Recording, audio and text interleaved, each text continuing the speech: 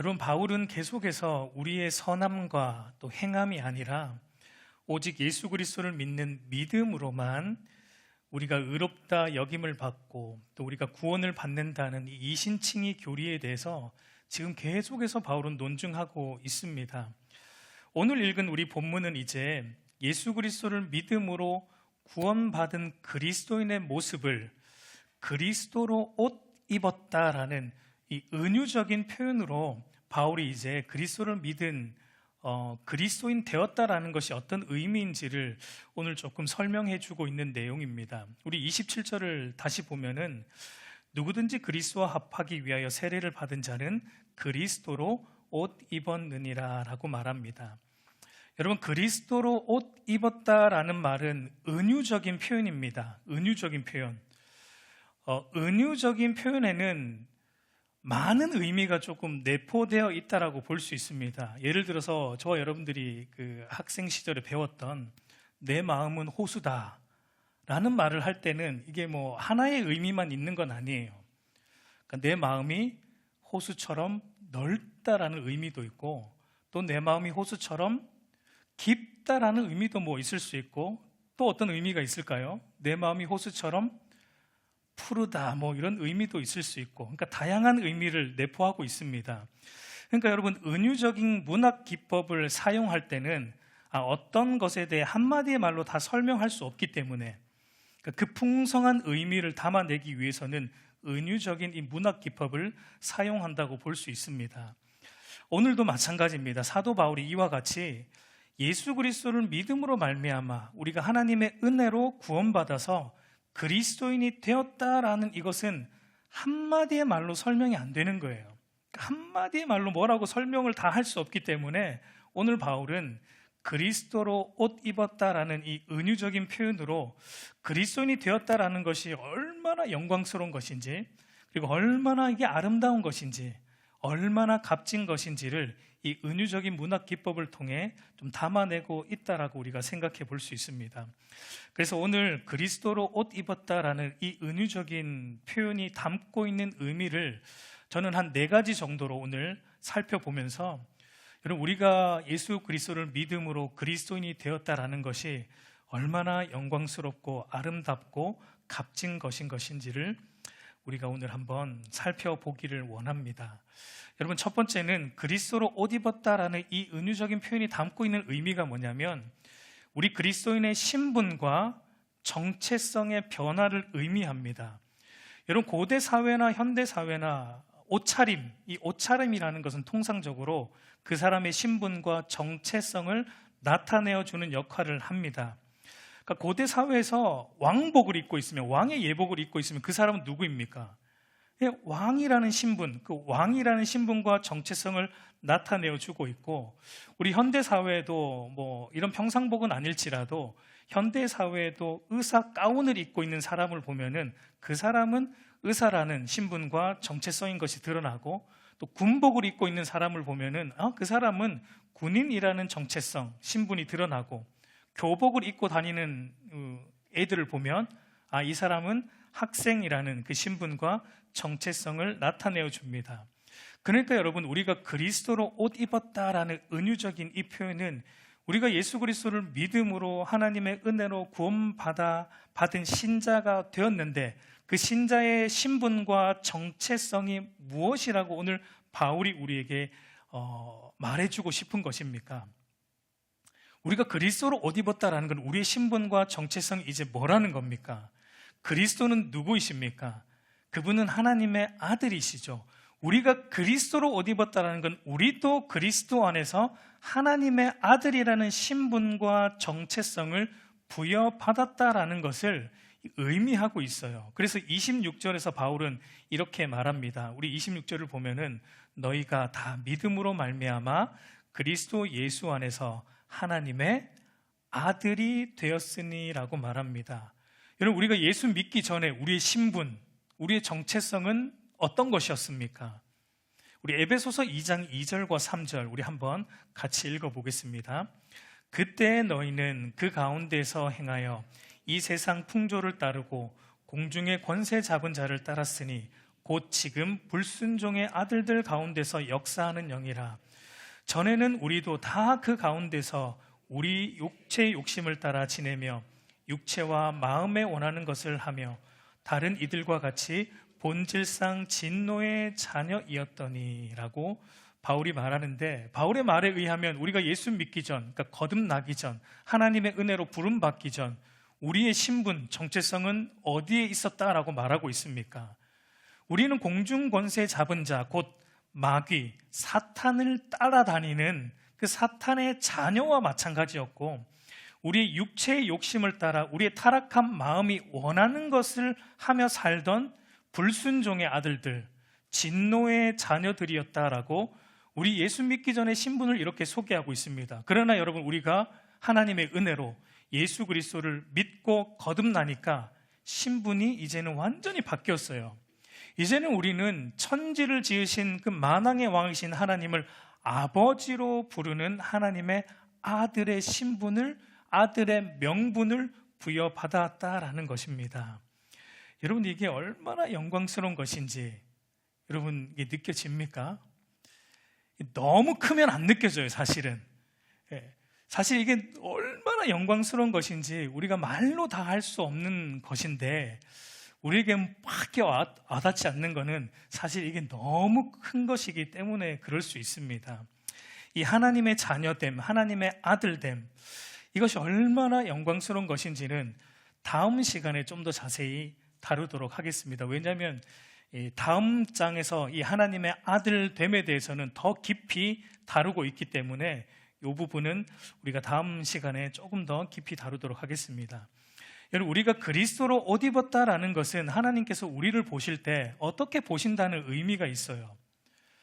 여러분이 지금 저를 볼 때 저의 속을 다 못 봅니다. 그렇죠? 저의 속을 다 들여다볼 수 없어요. 저는 이게 얼마나 감사한지 모르겠습니다. 여러분이 만약에 저의 속을 다 들여다볼 수 있다면 아마 여기 못 앉아 있을 거예요. 어떻게 저런 사람이 목사가 됐지 하면서 다 놀라서 아마 도망갔을지도 모르겠습니다. 여러분, 우리의 중심을 하나님만 보실 수 있다는 것이 얼마나 감사한지 모르겠습니다. 여러분이 저의 속을 못 봐요. 겉으로 지금 정장을 입고 이렇게 있는 비교적 멀쩡한 모습을 여러분이 보듯이 하나님께서도 우리를 보실 때 우리 속에 여전히 죄가 있어요. 구원받았지만 우리 속에 여전히 죄가 있는데 하나님이 우리를 보실 때 그리스도의 옷을, 그리스도의 의의 옷과 거룩의 옷을 입고 있는 우리를 봐주십니다. 그러니까 우리를, 여전히 우리 속에는 죄가 있는데 하나님은 우리를 죄 없는 자처럼, 우리를 그리스도와 같이 의로운 자로 여겨주신다라는 게 우리가 그리스도의 옷을 입고 있다라는 의미예요. 여러분, 이것은 사도 바울이 지금 갈라디아서에서 계속 말하고 있는 이신칭의의 모습입니다.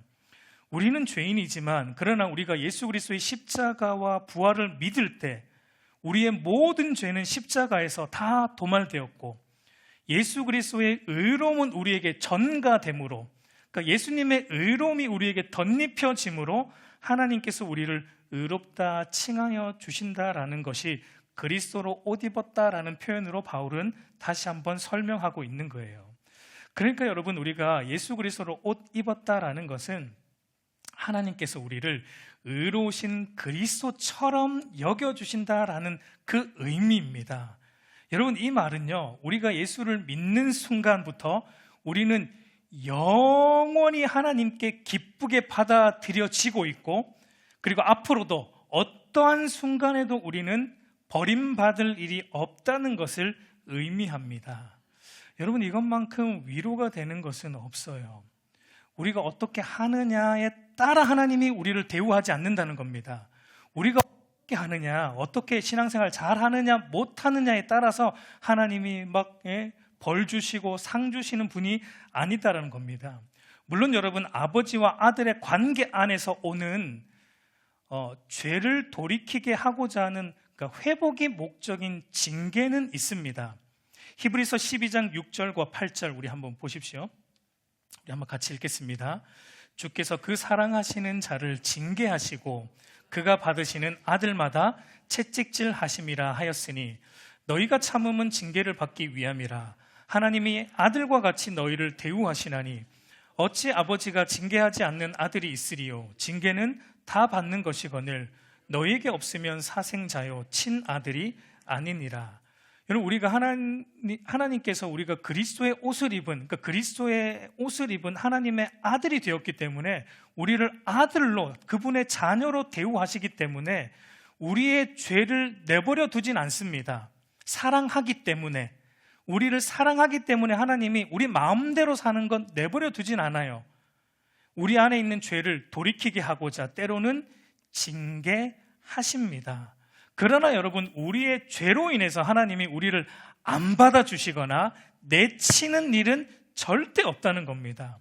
여러분, 우리가 죄로 인해서 하나님께 우리가 참되게 나아가지 못하는 것이지, 하나님은 그리스도의 옷 입은 자기 아들들을 언제나 기쁨으로 받아주신다는 거예요.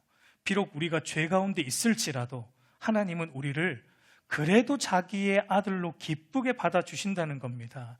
그래서 여러분, 우리는 매 순간 하나님께 기쁨으로 담대히 나아갈 수 있는 거예요. 히브리서 4장 16절을 보면 그러므로 우리는 긍휼하심을 받고 때를 따라 돕는 은혜를 얻기 위하여 은혜의 보좌 앞에 담대히 나아갈 것이니라. 여기서 여러분, 담대히 나아간다 할 때 담대히라는 말이 자신 있게 나아간다 이런 의미가 있고, 조금 더 의역을 하면은 뻔뻔하게 나아간다 뭐 이런 의미도 있습니다. 여러분, 우리 어린아이들을 보면은 약간 좀 뻔뻔한 게 있어요. 어린아이들이 자신이 비록 잘못을 했을지라도 부모님한테는 담대히 나아갑니다. 조금 뻔뻔한 거예요. 어쨌든 그게 보면은. 근데 여러분, 어린아이들이 그렇게 할 수 있는 이유가 무엇입니까? 자기가 잘못이 있지만 그래도 우리 부모님이니까 나를 기쁘게 받아줄 거라는 확신, 그 믿음이 있기 때문입니다. 여러분, 신앙생활은 그렇게 하는 겁니다. 우리가 그리스도로 옷 입고 있는 이상 하나님은 우리를 항상 기쁘게 받아주십니다. 여러분이 조금 못할 때도 받아주십니다. 여러분이 죄 가운데 있을 때도 하나님은 기쁘게 받아주십니다. 죄를 지으란 말은 아닙니다. 그러나 우리의 연약함으로 인해 우리는 죄 가운데 늘 거할 수 있는데, 그 죄 가운데 거할지라도 하나님은 매 순간 우리를 향해 손 벌리고 계신다는 거예요. 우리가 안 나갈 뿐이지 하나님은 늘 손 벌리고 계신다는 거예요.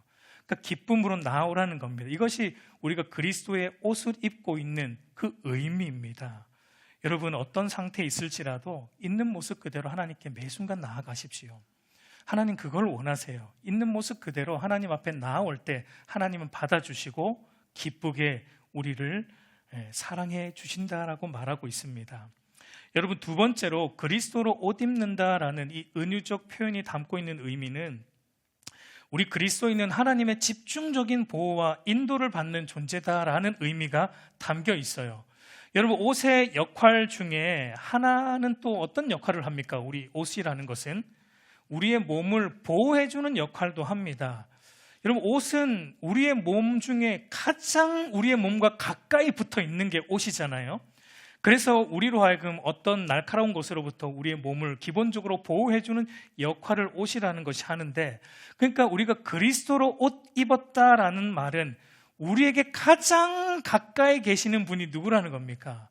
그리스도라는 겁니다. 그분이 항상 우리와 붙어 계시며 우리를 항상 지키시고 인도하신다라는 의미가 그리스도로 옷 입었다라는 것에 겉속에 담겨 있는 의미입니다. 여러분, 그래서 성경은 우리로 하여금 아무것도 염려하지 말라라는 말을 우리에게 그렇게 많이 하는 이유가 사실은 여기에 있어요. 여러분, 예수 믿고 나면 염려할 일이 하나도 생기지 않습니까? 여러분, 염려할 일이 없어요? 있어 보여요, 얼굴에 이미. 네. 염려할 일이 여러분 예수 믿어도 있어요. 예수 믿어도 문제가 있고 염려할 일들이 많습니다. 예수 믿는다고 뭐 짠 하고 사라지지가 않아요. 그러나 여러분, 왜 그런데 성경은 우리에게 너희는 아무것도 염려하지 말라라는 말을 우리에게 당부합니까? 여러분, 예수 믿고 나니까 우리의 믿음의 눈이 열리는데, 영적으로 닫혔던 믿음의 눈이 열리는데, 그 믿음의 눈으로 우리가 마주 보게 되는 것이 무엇입니까? 모든 만물의 주인이신 하나님이 나와 항상 함께 하신다라는 게 믿음의 눈으로 보게 돼요. 그분이 그리고 나를 항상 가까이 계시며 돌보신다라는 이 사실이 믿음의 눈으로 보게 되기 때문에 염려가 없어서 염려하지 않는 게 아니라 그분이 나를 돌보시고 그분이 모든 것을 합력하여 선을 이루시기 때문에 염려하지 않을 수 있는 힘이 우리 안에 주어지는 거예요. 그래서 여러분, 사도 베드로가 이렇게 말합니다. 베드로전서 5장 7절을 보면 너희 염려를 다 주께 맡기라. 이는 그가 너희를 돌보심이라. 여러분, 우리가 염려하는 문제가 해결되고 사라졌기 때문에 염려하지 않는 게 아니라 여러분, 우리의 삶에 염려는 항상 있어요. 하나의 염려가 사라져도 또 다른 염려가 옵니다. 그러니까 우리는 죽을 때까지 염려를 안고 살아가는 존재예요. 그럼에도 불구하고 여러분, 우리 믿는 자들은 왜 염려하지 않을 수 있는가? 우리는 그리스도로 옷 입었기 때문에, 그리스도가 우리의 가장 가까운 곳에서 우리를 함께 하시며 우리를 돌보시며 모든 것을 합력하여 선을 이루시는 것을 우리가 믿기 때문에 우리는 염려하지 않을 수 있는 힘이 생기는 거예요. 여러분, 이것이 여러분 성경이 말하는 믿음입니다. 믿음은 여러분, 하나님이 항상 나와 함께 하신다는 것을 확신하는 겁니다. 그리고 그분이 모든 것을 합력하여 선을 이루신다는 것, 어떠한 순간에도 그분은 선하시다라는 것, 내가 처해 있는 순간이 절망의 순간이고 고난의 순간이고 죽을 것 같은 순간일지라도 하나님은 선하시다라는 것을 믿는 것, 여러분, 그것이 바로 성경이 말하는 참된 믿음입니다. 여러분, 우리가 그리스도로 옷 입었다라는 건 그걸 믿는 자가 되었다는 거고, 그 확신으로 우리는 살아감으로 하나님의 보호를 받는 자라는 것을 믿는 것입니다. 여러분, 그 믿음이 저와 여러분에게 있기를 간절히 소망합니다. 세 번째로, 여러분, 그리스도로 옷 입었다라는 은유적 표현이 담고 있는 의미는 우리 그리스도인은 그리스도를 닮아가는 존재라는 의미가 또 이 안에 담겨 있어요. 여러분, 옷을 입는 것과 그리스도를 닮아가는 것이 무슨 연관이 있는가라고 생각할지 모르지만, 여러분, 옷이라는 것을 한번 생각해 볼 때 옷은 우리의 행동을 일정한 정도 통제합니다. 어떤 옷을 입고 있는가에 따라 우리의 행동이 여러분 달라지게 돼요. 예를 들어서 우리가 운동복을 입고 있으면 우리의 행동이 조금 자유롭습니다. 큰 액션을 취할 수 있고, 운동할 수 있는 액션들을 취할 수 있습니다. 그런데 오늘 저처럼 이렇게 정장을 입고 있으면 그런 큰 액션은 잘 못 취해요. 그런 액션을 취하는데 조금 행동의 제약을 받게 됩니다. 그러니까 이와 같이 옷이라는 건 우리의 행동을 통제하는 역할을 합니다. 저도 경험이 있지만 여러분, 남자들은 이런 경험이 있습니다. 예비군 훈련 갈 때 예비군 훈련복만 입으면 이상하게 사람이 변합니다. 행동과 말과 행동이 이상하게 변해요. 사회에서는요, 다 반듯한 사람들입니다. 정장 입고 다니고 다 반듯한데 예비군 훈련복만 입고 예비군 훈련장에 가면은 전부 걷는 것부터 이제 달라집니다. 건들건들 걷기 시작하면서 말과 행동에서 온통 불만이 가득 차면서, 그러니까 여러분, 옷이라는 게 우리의 행동, 그 사람의 행동을 어느 정도 규정하는 것을 우리는 보게 돼요. 그러니까 여러분, 우리가 그리스도로 옷 입었다라는 것은 여러분, 이제 우리는 우리의 모든 것을 어디에 맞춘다는 겁니까? 우리의 말과 우리의 생각과 우리의 행동을 이제는 우리가 입고 있는 그리스도라는 옷, 그분의 의로움과 거룩함의 옷에 우리의 생각과 우리의 행동과 우리의 모든 것을 그 옷에 맞춘다라는, 그러니까 그리스도를 닮아간다라는 의미가 이 안에 있는 것입니다.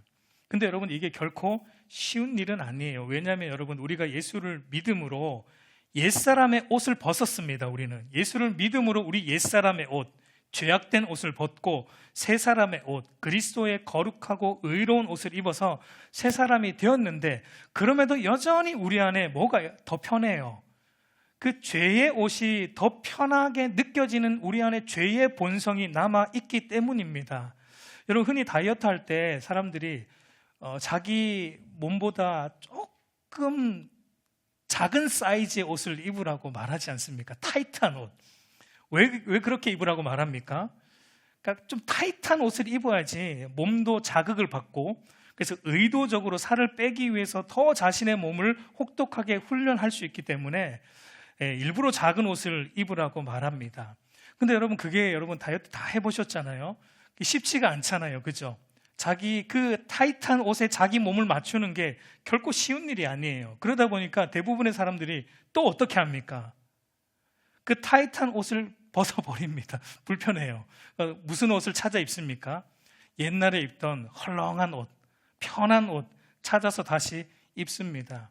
마찬가지입니다. 우리가 그리스도로 옷 입은 새 사람이 되었음에도 불구하고 사실 이게 우리 몸에 사실 안 맞아요. 우리 안에 있는 죄악된 본성이 원하는 옷은 거룩한 옷이 아니고 의로운 옷이 아니고 여전히 죄악된 옷, 내 뜻대로 내가 주인되어 내 소견에 옳은 대로 내 마음대로 살아도 되는 이 죄악된 옷이 여전히 우리는 더 편하기 때문에 어느 순간 돌아보면은 여러분, 우리가 분명 예수 믿음으로 우리는 새 옷을 입었는데 어느 순간 돌아보니까 우리가 그 새 옷을 벗어버리고 또다시 그 버린 옛 옷을 주섬주섬 찾아가지고 또 그거를 어느새 입고 있어요.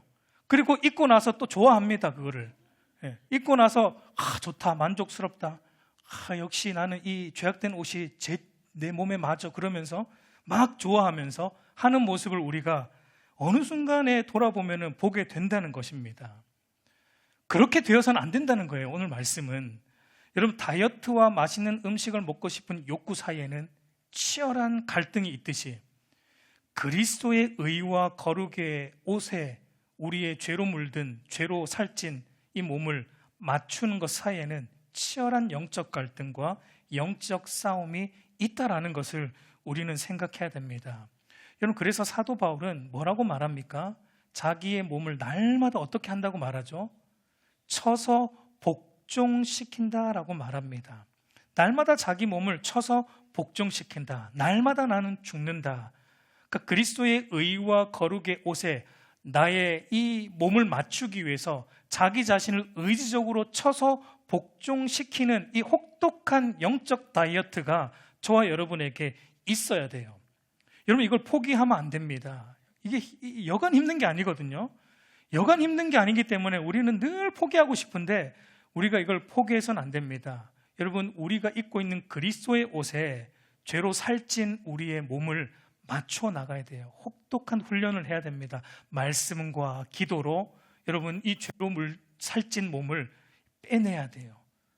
말씀과 기도로 빼낼 수 있습니다. 이 영적 훈련을 통해 우리의 이 죄로 물든 몸을 빼내고 그리스도의 옷에 우리의 몸을 맞추는 여러분, 이 영적 다이어트를 여러분 포기하지 않기를 간절히 바랍니다.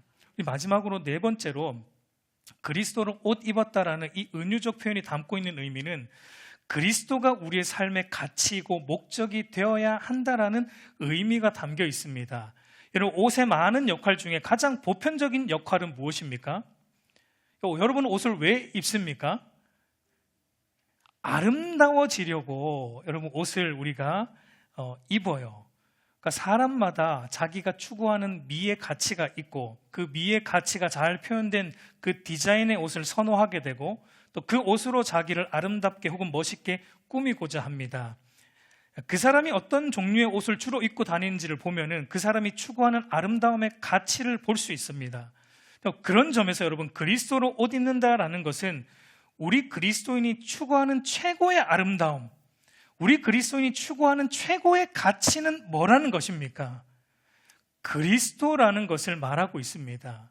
여러분, 이 세상에 어떤 것도 그리스도보다 나를 더 아름답게 해줄 수 있는 건 없습니다. 그리스도인은 그런 자입니다. 이 세상에 그 어떤 것도 그리스도보다 나를 더 아름답게 해줄 수 있는 건 없고 그리스도보다 나를 더 돋보이게 해주는 것은 없다라는 겁니다. 그러니까 한마디로 예수 그리스도가 나의 최고의 가치이고 나의 최고의 삶의 목적이라는 것을 고백하는 자가 참된 그리스도인입니다. 그래서 여러분, 사도 바울은 이렇게 말합니다. 빌립보서 3장 7절 8절 말씀을 우리 한번 같이 읽어보겠습니다. 그러나 무엇이든지 내게 유익하던 것을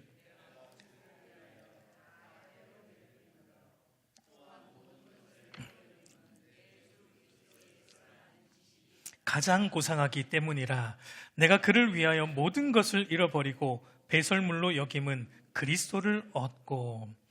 여러분, 우리가 잘 알지만 사도 바울은 누구보다 많은 것을 가진 사람이었습니다.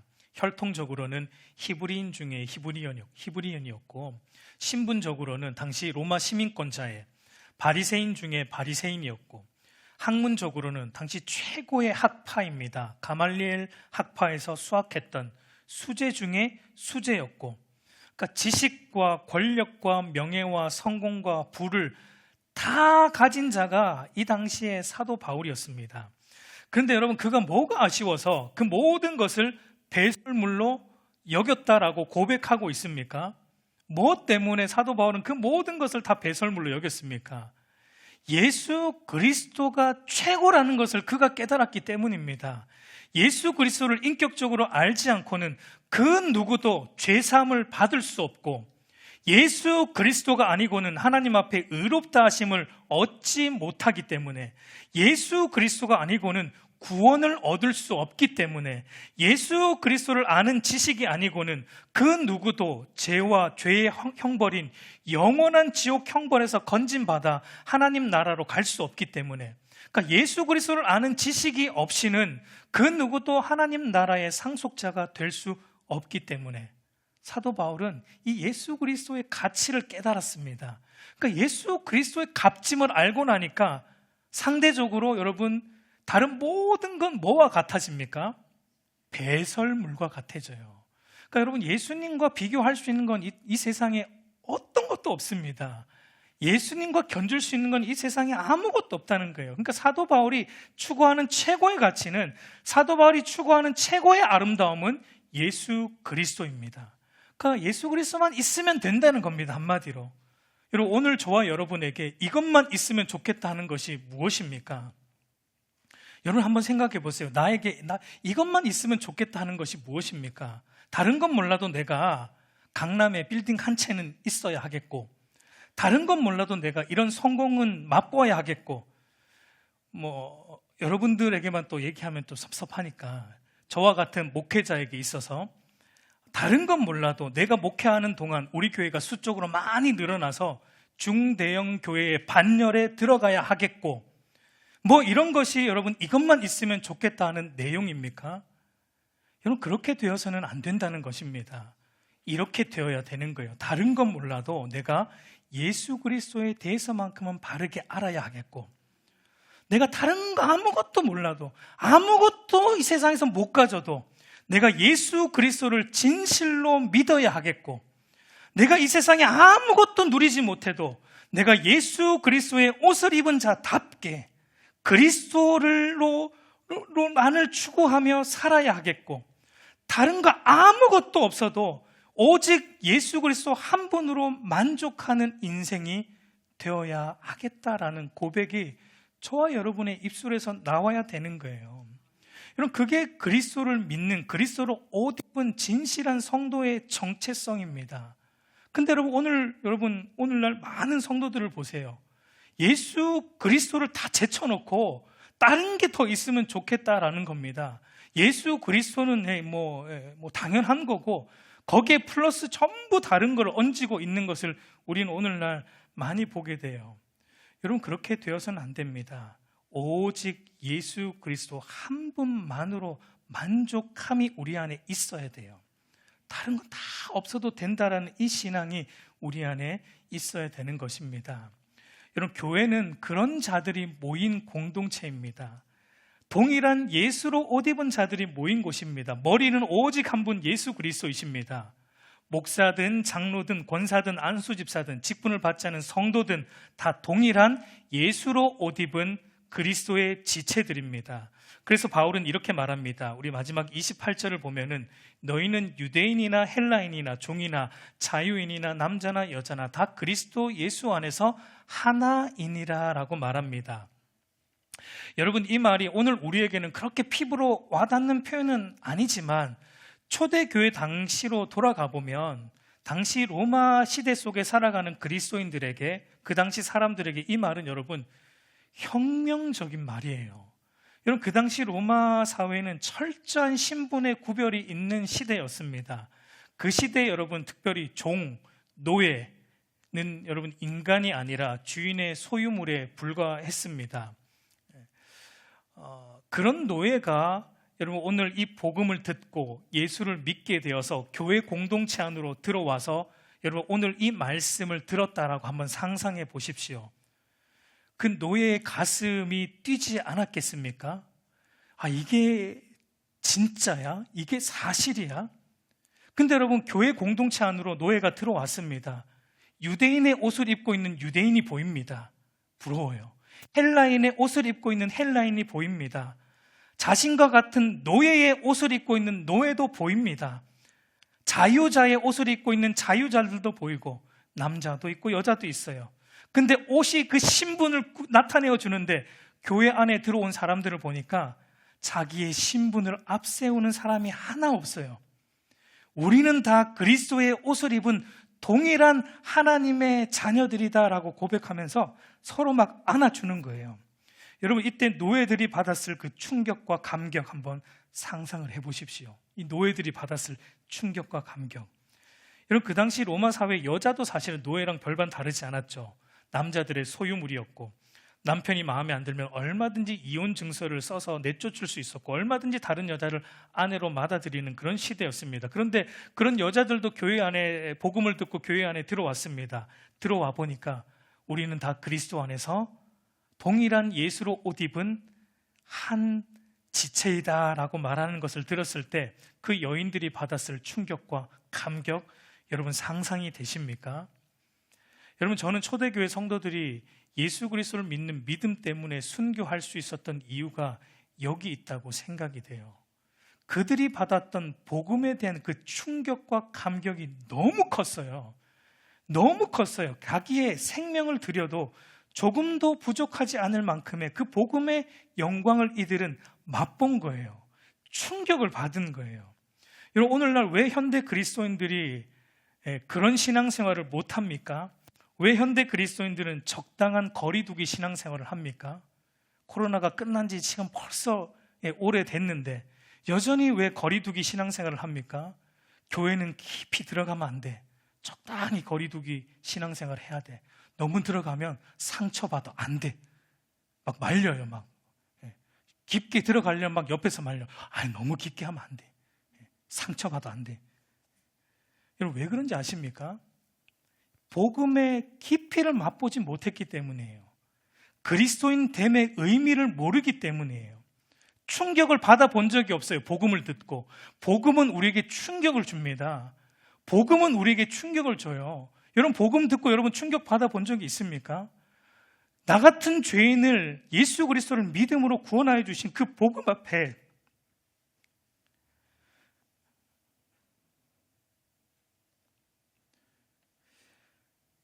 여러분 충격을 받아본 적이 있습니까? 여러분 이거 사실은 엄청난 충격입니다. 여러분 이 충격을 받으면요 이게 견딜 수가 없는 거예요. 견딜 수가 없는 거예요. 여러분 한번 예수 그리스도에게 제대로 미쳐보십시오. 여러분 예수 그리스도에게 제대로 미쳐본 사람이 제대로 삽니다. 인간답게 살 수 있어요. 인간답게 사는 사람은 예수 그리스도에게 미친 사람이 인간답게 삽니다. 예수 그리스도에게 제대로 충격받은 사람, 복음에 충격받은 사람이 그리스도인답게 사는 거예요. 어중간히 복음 듣고 어중간히 교회 안에 들어온 사람은요 대충 삽니다. 그리스도의 옷을 허투루 입습니다. 쉽게 벗어 던집니다. 여러분 오늘 그렇게 되어서는 안 된다라는 것을 오늘 사도 바울은 우리에게 말해주고 있습니다.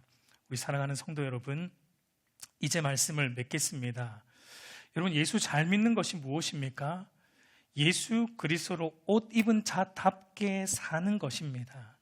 여러분 나의 정체성, 나의 행복과 만족, 안정이 이 세상 것 많이 가져야지, 높은 자리에 올라가야지, 여러분 그게 충족되는 게 아니에요. 그리스도의 옷을 입어서 그리스도와 한 몸이 되었다는 이 사실 하나로 이미 다 충족이 된 겁니다. 그래서 그리스도 한 분으로 충분합니다. 그리스도 한 분으로 충분하고 만족합니다.